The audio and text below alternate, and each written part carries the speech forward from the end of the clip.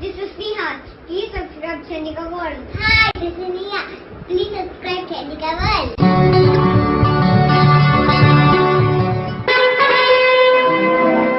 श्रीमाता श्री महाराज्ञी श्रीमत् సింహాసనేశ్వరి.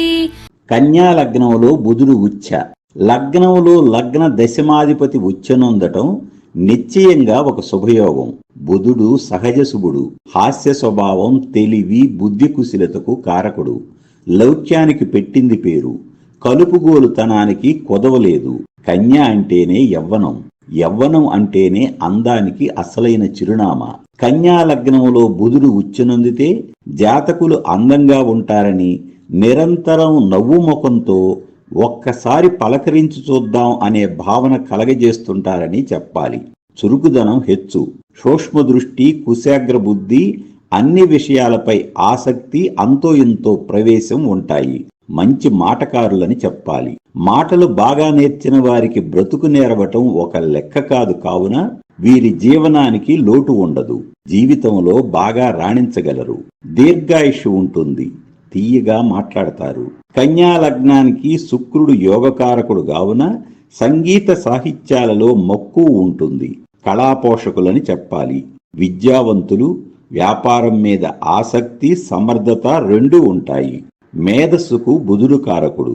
ఆ బుధుడే లగ్నంలో ఉచ్చులో ఉన్నందున మహామేధావులని చెప్పాలి. దశమాధిపతి లగ్నములో ఉన్నందున ఇది ఒక రాజయోగం. ఈ జాతకులు తాము చేయు వృత్తి, వ్యాపార, ఉద్యోగములలో మంచి నేర్పు కలిగి ఉంటారని, వృత్తిలో పేరు ప్రతిష్టలు గడించి ఉన్నత స్థితికి రాగలరని చెప్పాలి. వీరు తలదోర్చని, దోర్చలేని విషయం ఉండదు. వారు ఉన్న రంగాలలో ప్రావీణ్యం సంపాదించగలరు. సహజంగానే 10 మందిలో పేరు ప్రతిష్టలుంటాయి. ఇన్ని ఉన్నాక డబ్బుకు కొదవ ఏమి ఉంటుంది? బాగా సంపాదిస్తారు.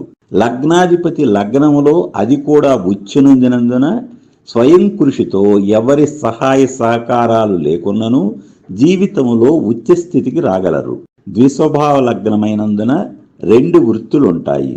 లగ్నాధిపతి, ప్రత్యేకించి లగ్న దశమాధిపతి లగ్నములో ఉచ్చనొందితే ఈ జాతకుల ఎదుగుదలకు పరిమితులుండవని, ఆకాశమే హద్దుగా జీవితంలో ఎంతో సాధించగలరని చెప్పాలి.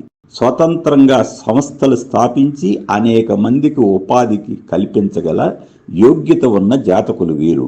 ఆడిటర్స్గా, ఎడిటర్స్గా, అంబాసిడర్స్గా రాణించగలరు. మీడియా సంస్థలు నిర్వహించగలరు. అసలు వీరు ప్రవేశించలేని వృత్తి ఉద్యోగాలుండవనే చెప్పాలి. మీ అందరికీ శుభాకాంక్షలు తెలియజేస్తూ సెలవు తీసుకుంటున్నాను. శ్రీమాతా శ్రీ మహారాజ్ఞి శ్రీమత్ సింహాసనేశ్వరి.